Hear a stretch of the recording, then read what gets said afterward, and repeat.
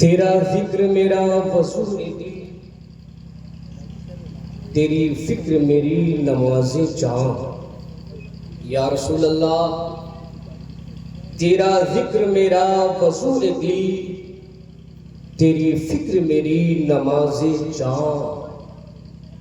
تیرا عشق بیت حرم بنے مجھے اس شہر کی تلاش ہے۔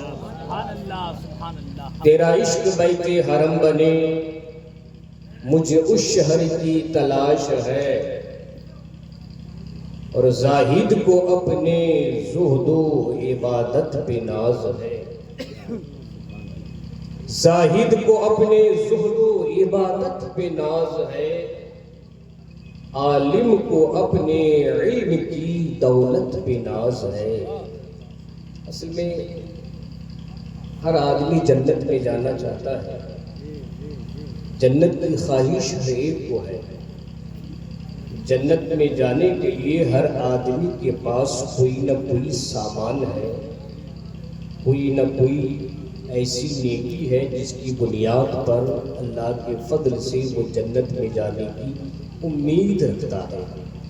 تو کون آدمی کس نیکی کی بنیاد پر جنت میں جانے کی امید رکھتا ہے؟ شاعر نے کہا ہے کہ زاہد کو اپنے زہد و عبادت پہ ناز ہے، زاہد کو اپنے زہد و عبادت پہ ناز ہے، عالم کو اپنے علم کی دولت پہ ناز ہے، اور جنت کا خواب دیکھ رہے ہیں سبھی تو مگر مجھ کو رسول پاک کی الفت پہ ناز ہے۔ جنت کا خواب دیکھ رہے ہیں سبھی تو مگر مجھ کو رسول پاک کی الفت پہ ناز ہے، اور اپنی تاریخ کو جو قوم بھلا دیتی،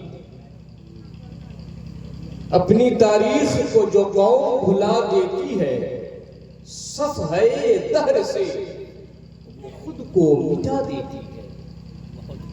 اپنی تاریخ کو جو قوم بھلا دیتی ہے، صفحہ دہر سے وہ خود کو مٹا دیتی ہے۔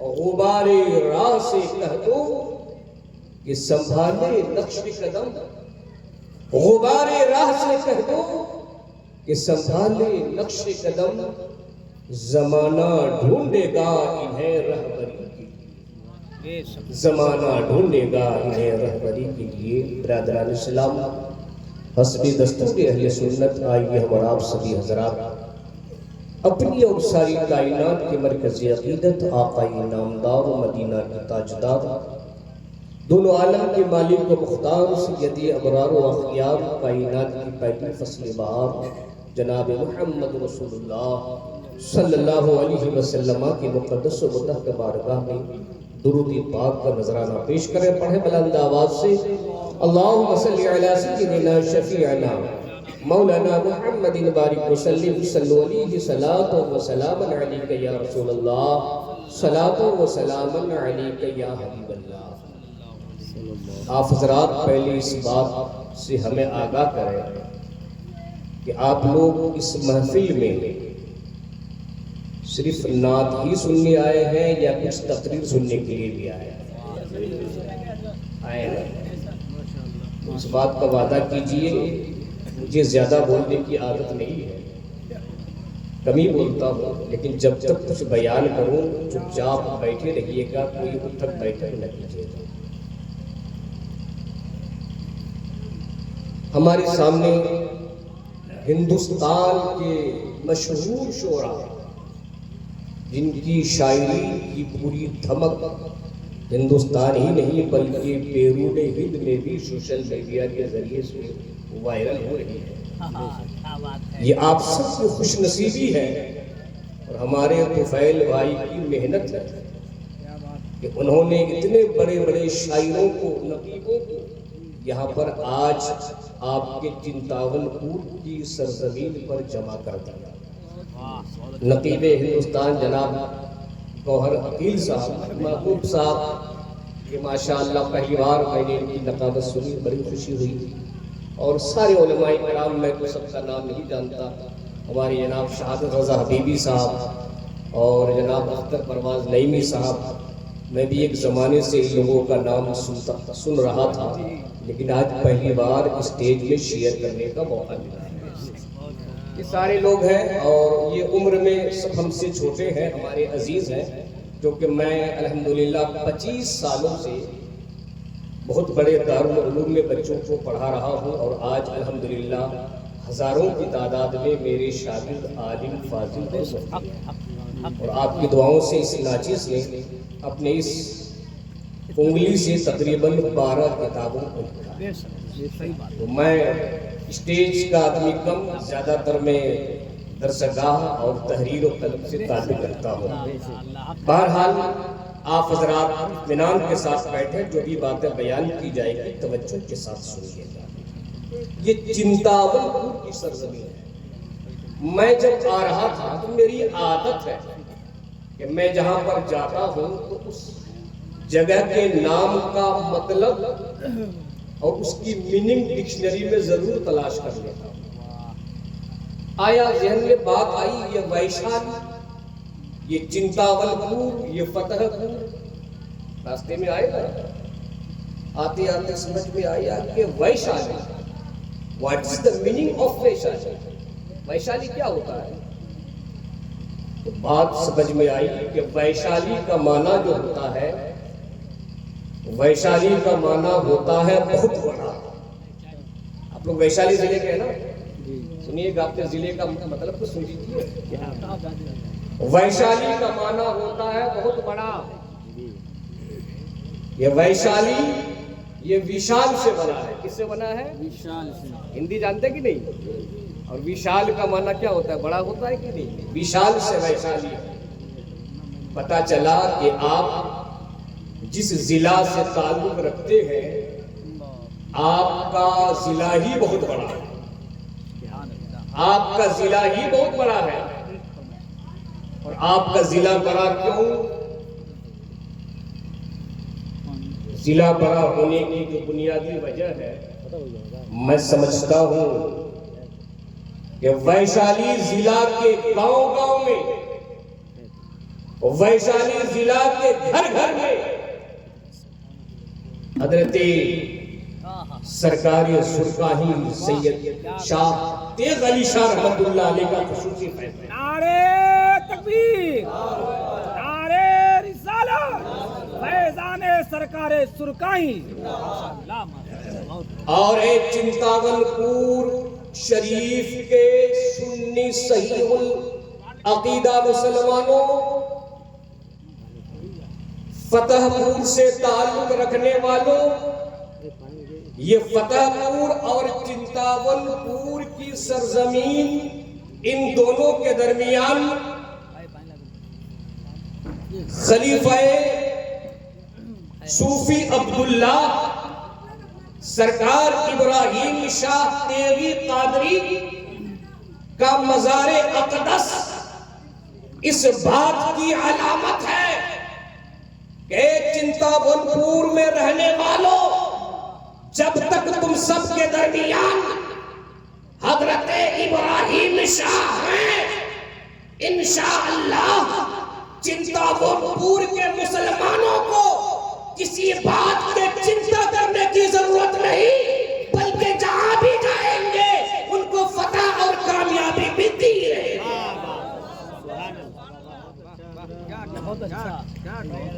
فتح پور جہاں پر کامیابی ملے، چنتاول پور جہاں پر کوئی چنتا ہی نہ ہو۔ تو آپ تو بڑے خوش نصیب ہیں کہ یہ مقدس ہستی آپ سب کے درمیان ہے۔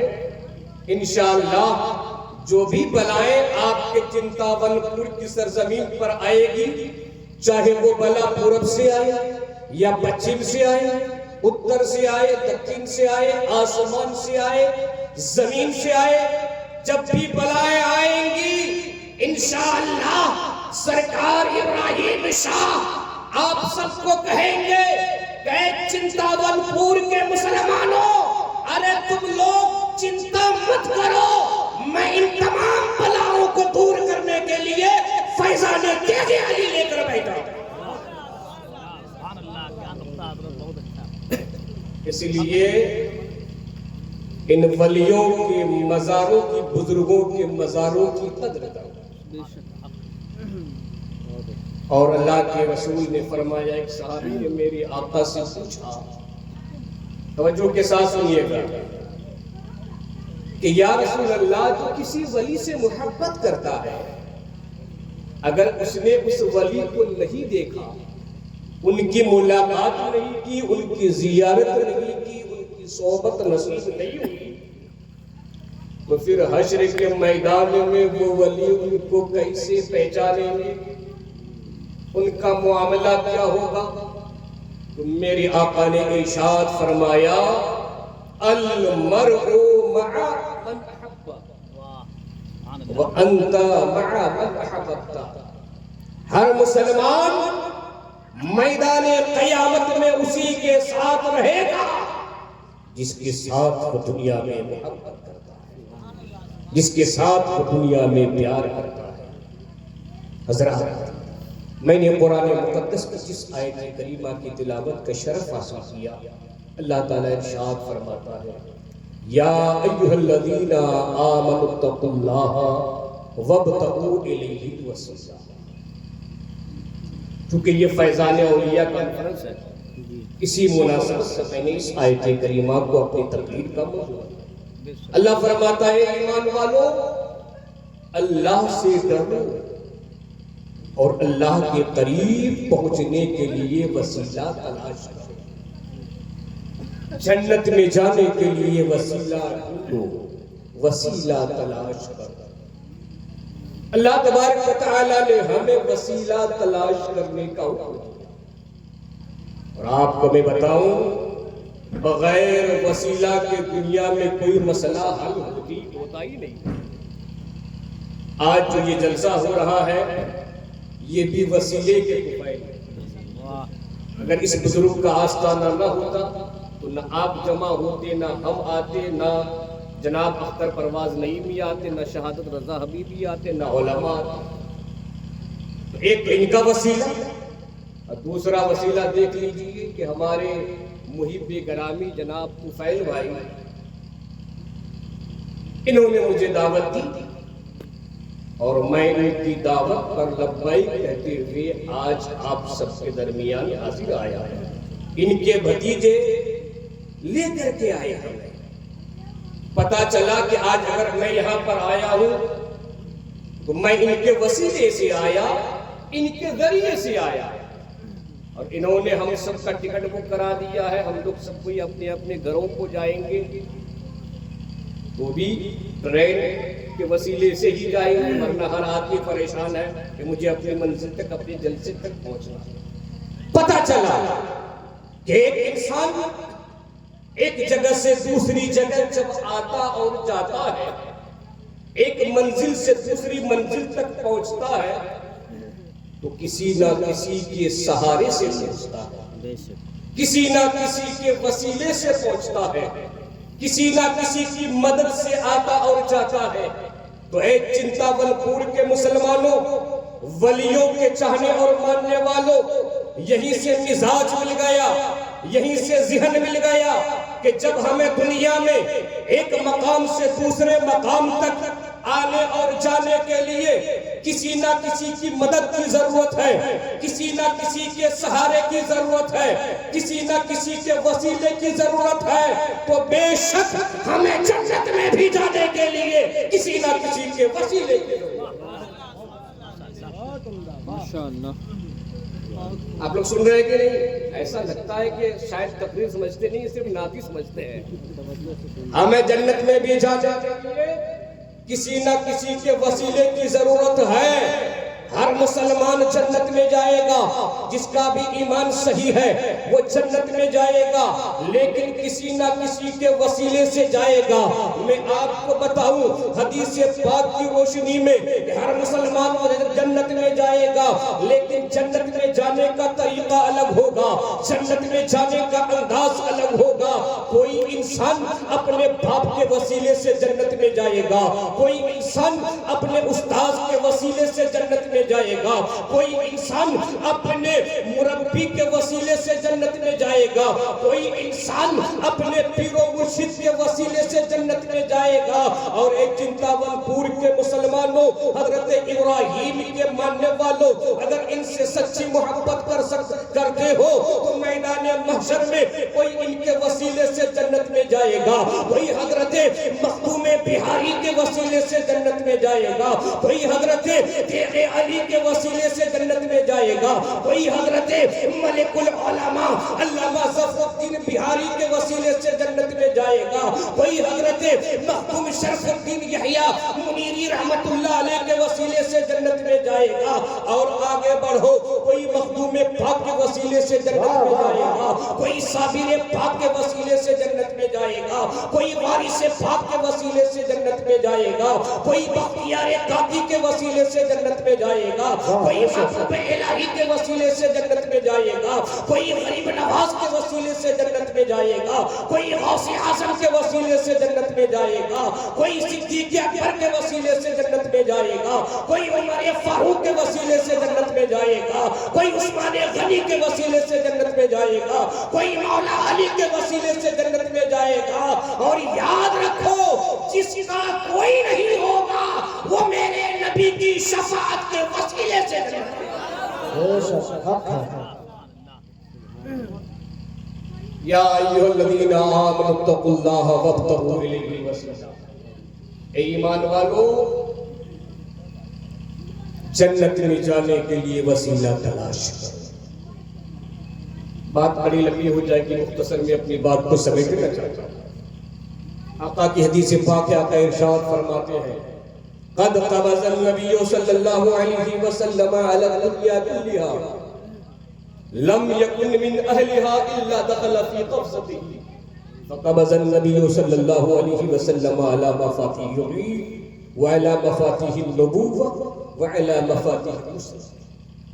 حدیث پاک بھی سنا کیجئے, کیونکہ ہم اپنے کانوں سے گناہ سنتے سنتے ہمارا کان بالکل ناپاک ہو گیا. ہمارے کان گناہوں کے بوجھ برداشت کرتے کرتے نیکیوں کی باتیں سننے کے لیے آمادہ نہیں ہو رہے ہیں. اس لیے اگر کانوں کو نیکیوں کی طرف توجہ کرنا چاہتے ہو تو جہاں قرآن کی تلاوت ہو قرآن کو سنو, جہاں حدیث پڑھا جائے تو حدیث رسول کو سنو. میرے آقا ارشاد فرماتے ہیں کہ اللہ نے جب دنیا کو بنایا تو پورے دنیا کے اللہ کے تمام خزانوں کی چابیاں اللہ نے میرے نبی کے ہاتھ میں رکھ دیا. کون کون چابیاں رکھی اللہ نے؟ آقا ارشاد فرماتے ہیں, نبیوں کو جو نبوت ملی, نبیوں نبوت کی چابیاں اللہ نے میرے ہاتھ میں رکھی. رسولوں کو جو رسالت ملی, ان کی چابیاں اللہ نے میرے ہاتھ میں رکھی. مدد کی چابیاں اللہ نے میرے ہاتھ میں رکھی. نصرت کی چابیاں اللہ نے میرے ہاتھ میں رکھی. ہوا کی چابیاں اللہ نے میرے ہاتھ میں رکھی. یہاں تک کہ اللہ کے جتنے خزانے ہیں ان سارے خزانوں کی چابیاں اللہ نے میرے ہاتھ میں رکھی. ایک جگہ دوسری جگہ پہ آقا ارشاد فرماتے ہیں, انی قد اوتیت مفاتیح خزائن الارض. اے میرے امتیوں, اللہ نے صرف آسمان اور زمین کے درمیان کی چابیاں میرے ہاتھ میں نہیں رکھی, بلکہ زمین کے نیچے اللہ کے جتنے خزانے ہیں اللہ نے ان تمام خزانوں کی چابیاں بھی میرے ہاتھ میں رکھی. کیوں رکھی اللہ نے؟ مصطفیٰ کے ہاتھ میں اپنی رحمت اور خزانے کی چابیوں کو اللہ نے کیوں رکھی؟ اس لیے رکھی کہ میرے پروردگار نے میرے مصطفیٰ کو اپنے خزانوں کا مالک بنا دیا, اپنے خزانوں کا مختار بنا دیا. میرے نبی کو میرے نبی کے تصرف میں دے دیا, فرما دیا, اے میرے محبوب, میں اپنے تمام خزانوں کا تمہیں مالک بنا رہا ہوں, تمہیں مختار بنا رہا ہوں. اب آج کے بعد تمہارے اختیار میں ہے, تم جس کو چاہو جتنا چاہو عطا کر دینا. میں نے تمہیں دیا ہے, تو اپنے ماننے والوں کو دے.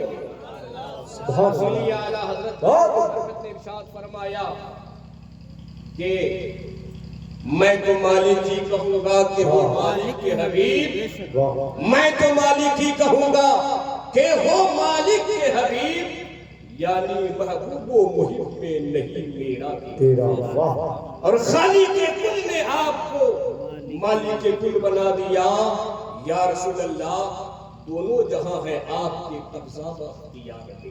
اب اللہ نے اپنی تمام دولت کی چابیاں میرے نبی کے ہاتھ میں رکھ دیا، اس لیے کہ میرا خدا جانتا ہے کہ میں اپنے مصطفیٰ کو اپنی دولت اور خزانوں کا مالک بنا رہا ہوں۔ میرا مصطفیٰ تو وہ ہے جو خود بھوکے رہتا ہے اپنے پیٹ پر پتھر باندھ کر کے، لیکن غریبوں کی مدد کرتا ہے، مسکینوں کی مدد کرتا ہے۔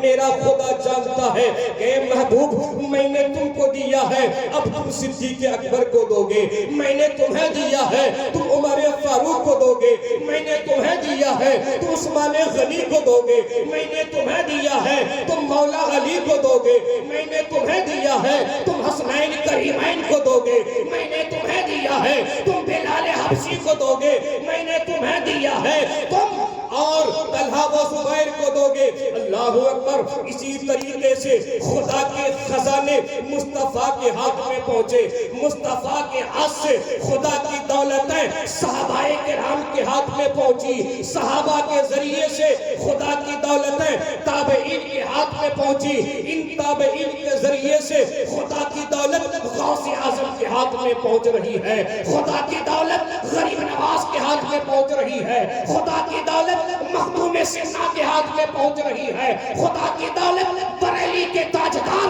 امام اہل سنت کے ہاتھ میں پہنچ رہی ہے۔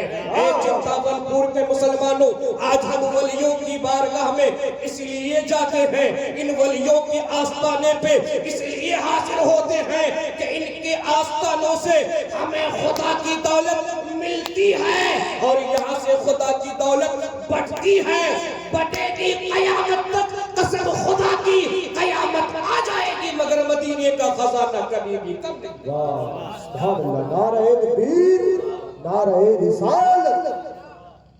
لیکن آپ کو ایک بات بتا دوں، آج ہمارا حال بھی یہ ہے کہ آج سنی مسلمانوں کا حال یہ بن گیا ہے کہ ہماری توجہ عمل کی جانب کم ہے، اور ہم پیری مریدی مزار چادر و گاگر میں اپنے آپ کو ہم لوگوں نے سمیٹ کر کے رکھ دیا۔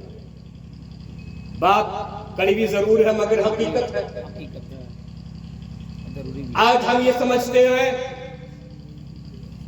کہ غریب نواز کے آستانے پہ چلے جائیں گے، چادر چڑھا دیں گے، 3 بار 4 بار 5 بار چلے جائیں گے، ہمیں جنت مل جائے گی، میدان محشر میں غریب نواز ہم کو بچا لیں گے، نماز پڑھنے کی ہمیں کوئی ضرورت نہیں۔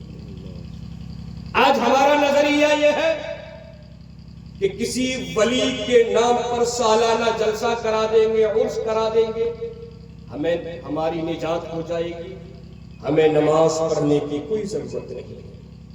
ہم یہ سوچتے ہیں کہ میلاد فاتحہ کر لیں گے، جلوس نکال لیں گے، حضرت امام حسین کے نام پہ جلسہ کر لیں گے، یہ سب ہمارے لیے کافی ہے، ہمیں نماز روزہ اور دیگر نیکیاں کرنے کی کوئی ضرورت نہیں۔ اے مسلمانوں، اے چنتاون پور کے چنتا کرنے والے مسلمانوں، یاد رکھو یہ ساری چیزیں اچھی ضرور ہیں، لیکن انہی چیزوں پر بھروسہ کر کے نیک کاموں کو چھوڑ دینا، نمازوں کو چھوڑ دینا، یہ بالکل ہی غلط ہے، یہ شریعت کے خلاف ہے۔ کل جب تمہاری موت آئے گی، میدان محشر میں پہنچو گے تو تمہارا رب تم سے یہ نہیں پوچھے گا کہ تم غریب نواز کی آستانے پر کتنی بار گئے تھے، تمہارا رب تم سے یہ نہیں پوچھے گا کہ تم امام حسین کے نام پہ کتنی بار جلسہ کرائے تھے، تمہارا رب تم سے یہ نہیں پوچھے گا کہ عید میلاد النبی کے موقع پر تم جلوس نکالے تھے یا نہیں نکالے تھے۔ نہیں، قسم خدا کی میدان محشر میں اگر تمہارا رب پوچھے گا تو یہی پوچھے گا کہ اے میرا بندہ، میں نے تم کو پیدا کیا تھا، تم دنیا میں میرے لیے نماز کتنی بار پڑھے تھے؟ تم میرے لیے نماز پڑھے تھے کہ نہیں؟ میدان محشر میں یہ جلسہ، جلوس، میلاد، فاتحہ، چادر، قطر، ان سب کے بارے میں پوچھا نہیں جائے گا، بلکہ اگر پوچھا جائے گا تو سب سے پہلے نماز پڑھنا ہے۔ آج ہمارا حال یہ ہے کہ ہم نمازوں سے کافی دور۔ آپ خود اندازہ لگا لیں کہ جو 5 وقت کا نمازی ہے وہ بھی جب کسی ولی کے عرس میں پہنچتا ہے تو ان کی بھی نمازیں غائب ہو جاتی ہیں، وہ بھی نماز چھوڑ دیتا ہے۔ جو 5 وقت کا نمازی ہے اور رات کو جب 2، 3، 4 بجے تک جلسہ سنتا ہے تو اس دن کی فجر کی نماز اس کی بھی چلی جاتی ہے۔ میں حق بات بتانا چاہتا ہوں اور ڈنکے کی چوٹ پہ کہنا چاہتا ہوں کہ اگر تم جلسے میں آ کر جلسہ 3 بجے 4 بجے رات تک سنے اور تم نے فجر کی نماز کو چھوڑ دیا تو اس سے بہتر یہ ہے کہ جلسہ سننے کے لیے مت جاؤ، رات کو سو جاؤ، اور جب مسجد میں فجر کی اذان ہو فجر کی نماز جماعت سے ادا کر لو۔ جلسہ سے کہیں زیادہ ثواب تمہیں اپنی نماز ادا کرنے میں ملے گا۔ بہت عمدہ بات۔ آج ہمارا حال یہ ہے کہ ہم انہی چیزوں میں اپنے آپ کو مصروف کر لیے ہیں، نیکیوں سے بہت دور ہیں۔ آج ہم یہ سوچتے ہیں کہ غریب نواز کے آستانے پہ چادر چڑھانے کی منت مان لی تو اب تو ہمیں چادر چڑھانا ہی پڑے گا۔ اگر ہم چادر نہیں چڑھائیں گے نا تو ہو سکتا ہے ہمارے گھر میں کوئی مصیبت آ جائے، کوئی بلا آ جائے۔ ہم لڑکے کے لیے منت کیے تھے، لڑکا پیدا ہو گیا، چادر نہیں چڑھائیں گے تو ہماری ماں بہنیں کہتی ہے جلدی جاؤ جلدی جاؤ، اگر لیر کرو گے ہو سکتا ہے لڑکا انتقال کر جائے۔ اللہ اکبر۔ مسلمانوں یاد رکھو، میں آپ کو بتانا چاہتا ہوں ذمہ دار ہونے کی حیثیت سے کہ اگر کسی ولی کے مزار پہ چادر چڑھانے کی منت مانگ لیے تو یہ منت شرعی نہیں جس کا پورا کرنا ضروری ہے، بلکہ یہ منت عرفی ہے، اس کا پورا کرنا کوئی ضروری نہیں۔ اور آج حال کیا ہے آپ خود اپنے ماتھے کی نگاہوں سے دیکھ رہے ہیں۔ کسی بھی مزار کا جائزہ لے لیجئے، چادر پہ چادر چڑھ رہی ہے، چادر پہ چادر چڑھ رہی ہے، اتنا بڑا قلعہ تیار ہو جاتا ہے، لگتا ہے کہ چھٹ چھٹ چادر پہنچ جائے گی۔ ان چادروں کا کیا ہوتا ہے؟ وہاں کا مجاور اٹھا کر کے لاتا ہے دکانوں میں، پھر اسی کو دوبارہ ایک چادر 1 بار 2 بار 3 بار 4 بار، آپ حساب نہیں کر سکتے ہیں کہ لگتا ہے کہ 100 بار ایک چادر کو بیچا جاتا ہے۔ ان پیسوں کا کیا ہوتا ہے؟ وہ سارے پیسے ان مجاوروں کے جیب میں جاتا ہے۔ وہ مجاور کیا کرتے ہیں؟ ان پیسوں سے عالیشان بنگلے بناتے ہیں، ان کے پاس بڑی بڑی گاڑیاں ہیں، ان کے بچے بڑے بڑے اچھے کالج اور یونیورسٹی میں پڑھ رہے ہیں، اور وہ خود بے نمازی ہوتے ہیں، عیاش ہوتے ہیں، شریعت سے ان کا کوئی لگاؤ نہیں ہوتا ہے، جاہل ہوتے ہیں۔ اللہ اکبر! کیا آپ کی محنت کی گاڑی کمائی اسی لیے ہے کہ آپ کی حلال اور جائز کمائی سے کوئی عیاشی کرے، کوئی اپنی بلڈنگ بنائے؟ میں آپ کو آگاہ کرنا چاہتا ہوں، کیا غریب نواز علیہ رحمت و رضوان ہماری چادروں کے محتاج ہے؟ کیا غریب نواز علیہ رحمت و رضوان ہماری چادروں کے محتاج ہے؟ یا کوئی بھی ولی ہماری چادروں کے محتاج ہے کہ ان کے مزاروں پہ چادر چڑھائیں؟ میں آپ کو بتاؤں کہ ولیوں کے مزاروں پہ چادر کیوں چڑھایا جاتا ہے؟ اس کی وجہ یہ ہے تاکہ ولی کی قبر ایک عام مسلمان کی قبر سے الگ و ممتاز دکھائی پڑے، پتہ چلے کہ یہ جس پہ چادر چڑھی ہے یہ کوئی عام انسان کی قبر نہیں بلکہ کسی اللہ کے ولی کی قبر ہے، کسی عالم دین کی قبر ہے۔ اور خود مسلک اعلیٰ حضرت یہ ہے، جس اعلیٰ حضرت کے ہم ماننے والے ہیں، مسلک اعلیٰ حضرت یہ ہے۔ اعلیٰ حضرت علی رحمت رضوان فرماتے ہیں کہ جب مزار پہ کوئی چادر چڑھا دی جائے، جب تک وہ چادر پرانی نہ ہو جائے، بوسیدہ نہ ہو جائے، پھٹ نہ جائے، اس وقت تک اس مزار پہ دوسری چادر نہ چڑھائیں۔ یہ اعلیٰ حضرت علی رحمۃ اللہ دیوان کا فتویٰ ہے۔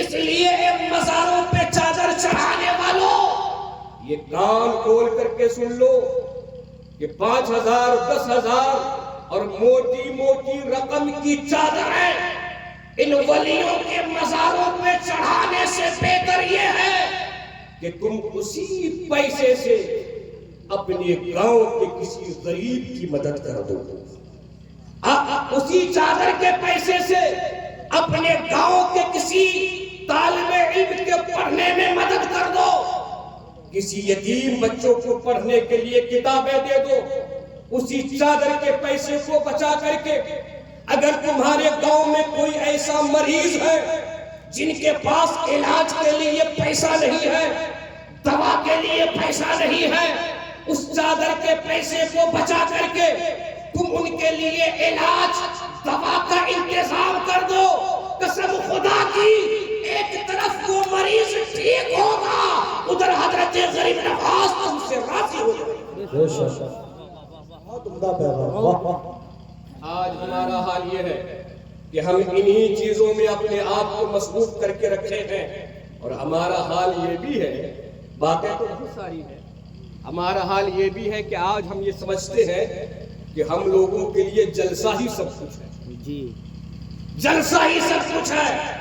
یہ ہمارے شعراء کرام موجود ہیں، آپ جلسہ کراتے، آج تک یہ چھوٹا جلسہ ہے، طفیل بھائی ڈھونڈ ڈھونڈ کے لائے ہیں ایسے لوگوں کو چھوٹا جلسہ کے لیے، ورنہ اگر آپ دیکھیں ایک جلسے میں 5 لاکھ 7 لاکھ 10 لاکھ کا بجٹ ہوتا ہے، 3 ادھر تو کم ہے، ادھر آپ دیکھ لیجئے بنگال اور سیمانچل کے علاقے میں 3 دن کا جلسہ ہوتا ہے، 3 4 خطیب 2 نقیب 4 شاعر، اب پورا ملا کر کے 5 لاکھ 10 لاکھ کا چندہ ہوتا ہے، اور لوگ اتنی محنت جلسہ کے لیے کرتے ہیں کہ سال بھر کسی بھی دینی کام کے لیے اتنی محنت نہیں کرتے، 1 مہینہ تک پوری محنت، آس پاس 100 کلومیٹر کے رینج میں ہر روز چندہ ہوتا ہے، پیسہ جمع کیا جاتا ہے، جلسہ ہوتا ہے۔ میں پوچھنا چاہتا ہوں کہ آخر ان اتنے مہنگے جلسوں سے قوم کا فائدہ کیا ہے؟ کتنا فائدہ ہوا قوم کا اتنے مہنگے جلسوں سے؟ اور آج حالات یہ ہے کہ جلسہ تو بڑے مہنگے ہم کرتے ہیں، لیکن تعلیم کے میدان میں ہم بہت پیچھے ہو چکے ہیں، تعلیم کے میدان میں ہم بہت پیچھے ہو چکے ہیں۔ آج اگر کسی سے کہا جائے کہ بھائی اپنے بیٹوں کو پڑھاؤ، ان کو اچھا سے پڑھاؤ لکھاؤ، تو کہتے ہیں حضرت ہمارے پاس اتنا پیسہ نہیں ہے، ہم اپنے بچوں کو کیسے پڑھا سکتے ہیں، بہت پیسہ لگے گا۔ اور حال یہ ہے، آپ برا مت مانیے گا، ہمارا حال یہ ہے کہ ہمارے جو چھوٹے بچے ہیں 10 سال 12 سال کے، ان کو ہم پڑھانے کے بجائے ان کو کمانے کے لیے بھیجتے ہیں۔ آپ جا کر دیکھ لیجئے حاجی پور کے ریلوے اسٹیشن میں، آپ جا کر کے دیکھ لیجئے مظفر پور کے ریلوے اسٹیشن میں، دلی، بمبئی، ہریانہ، پنجاب، لدھیانہ اور ادھر سلیگوڑی اور آسام جانے والوں کی کمی نہیں ہے، بھیڑ لگی رہتی ہے۔ یہ لوگ کہاں جا رہے ہیں؟ کمانے کے لیے جا رہے ہیں۔ کہاں جا رہے ہیں؟ کمانے کے لیے۔ کچھ ہی لوگ ایسے ہیں جو باہر جانے کے بعد بزنس تو کرتے ہیں، اکثر گھروں کا حال یہ ہے کہ ان کا بیٹا جو 12-14 سال کا ہے وہ جاتا ہے، جا کر کے کسی ہوٹل میں جا کر کے دوسرے کی پلیٹیں صاف کرتا ہوا نظر آتا ہے۔ کسی کا بیٹا ایسا ہے جا کر کے دوسرے کے گھروں میں مزدوریاں کرتا ہوا نظر آتا ہے۔ کسی کا بیٹا ایسا ہے جو دن رات محنت کرتا ہے، فیکٹری میں کام کرتا ہے اور اپنے باپ کو کبھی 15,000 10,000 20,000 ماہانہ روپیہ بھیجتا ہے۔ جن کے 3-4 بیٹے ہیں وہ روپیہ اپنے گھر والوں کو بھیجتا ہے، گھر میں 40-50 ہزار روپیہ آتا ہے۔ باپ یہ سمجھتا ہے کہ میرے تو 4 بیٹے ہیں، میرے گھر میں 50,000 روپیہ ماہانہ آتا ہے۔ اب حال یہ ہے کہ باپ سے رہا نہیں جاتا، زمین خریدتا ہے، بہترین بنگلہ بناتا ہے، بہترین مکان بنانا چاہتا ہے۔ اے مسلمانوں، آج ہمارا حال حال یہ ہے کہ ہمارے پاس اگر تھوڑا سا روپیہ ہوتا ہے تو اس پیسے کو ہم اپنے گھر کے ڈیکوریشن میں خرچ کر دیتے ہیں، اس پیسے کو ہم زمین میں خرچ کر دیتے ہیں، اس پیسے کو ہم کھانے پینے میں خرچ کر دیتے ہیں۔ اب جب پیسہ آتا ہے تو ہم سے رہا نہیں جاتا، ہمارے پاس ایک بہت بڑا شیڈول بن جاتا ہے کہ فلاں دن مچھلی کھانا ہے، فلاں دن انڈا کھانا ہے، فلاں دن مٹن کھانا ہے، فلاں دن بریانی کھانا ہے۔ اے مسلمانوں، آج حال یہ ہے کہ جتنا زیادہ مسلمان قوم کھاتا ہے اتنا کوئی اور قوم نہیں کھاتا۔ اے مسلمانوں، آج ضرورت اس بات کی نہیں ہے، آج اپنے بیٹے کو، اپنی اولاد کو جن کے ہاتھ میں قلم ہونا چاہیے، جن کے ہاتھ میں کتاب کا بستہ ہونا چاہیے، آج آپ ان کے پیچھے ایک بیگ دے کر کے دلی اور بمبئی کمانے کے لیے بھیج دیتے ہو، اور آپ یہ سوچتے ہو کہ ہماری جماعت ترقی کرے گی، ہماری قوم ترقی کرے گی، مسلمان ترقی کرے گا۔ نہیں نہیں، بلکہ اگر آپ مسلمانوں کی ترقی چاہتے ہیں اور غیروں کو جواب دینا چاہتے ہیں تو آج تمہارے بیٹے کے ہاتھ میں بم اور بارود کی ضرورت نہیں ہے، تمہاری اولاد کے ہاتھوں میں لاٹھی کی ضرورت نہیں ہے، آج چکا جام کرنے کی ضرورت نہیں ہے، انقلاب اور زندہ باد کے نعرہ لگانے کی ضرورت نہیں ہے۔ دشمن سے لڑنے کا جو سب سے بڑا ہتھیار ہے وہ یہ ہے کہ اپنی اولاد کے دائیں ہاتھ میں قلم تھما دو، بائیں ہاتھ میں بیگ تھما دو اور پڑھنے کے لیے اسکول بھیج دو، یہی تمہارا سب سے بڑا ہتھیار ہے۔ بہت بہت ماشاءاللہ، واہ۔ آج ہم یہ سوچتے ہیں کہ ہم ترقی کریں گے، ہم کھاتے پیتے ہیں، بلڈنگیں بناتے ہیں، اب